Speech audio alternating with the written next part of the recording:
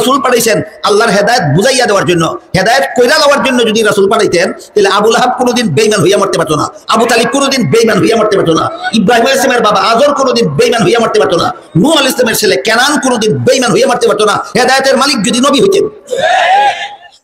কাজেই আল্লাহর কোন কাম নবীর কোন কাম এটা ক্লিয়ার হওয়া দরকার। হেদায়েত দান করার মালিক হইলেন আল্লাহ, আর বুঝাইয়া দেওয়ার মাধ্যম হইলেন নবীগণ, নবীর অবর্তমানে আলেমগণ, নবীর অবর্তমানে আলেমগণ।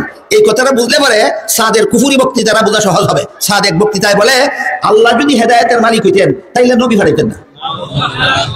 এর মানে কি? হেদায়েতের মালিক আল্লাহ না। আল্লাহ বলেন হেদায়েতের মালিক আল্লাহ, কুত্তে তো সাদে কয় হেদায়েতের মালিক আল্লাহ না। সরাসরি আল্লাহর কোরআনের বিরুদ্ধে গেল নি বক্তৃতা। আল্লাহর কোরআনের বিরুদ্ধে বক্তৃতা দিলে মুসলমান থাকে? কাজেই এই সমস্ত কুফুরি বক্তব্য যেই কুখ্যাত লোকটা মুসলমান সমাজে প্রচার করে বেড়াচ্ছে, তার সাথে ঐক্য হওয়া তো দূরের কথা, তার দল কেন খুন করলো এই জন্য তাকে সহ তার দলের নেতাগুলি সহ ফাঁসি দেওয়া ছাড়া বাংলাদেশের 17 কোটি মুসলমান মানে না, মানবে না।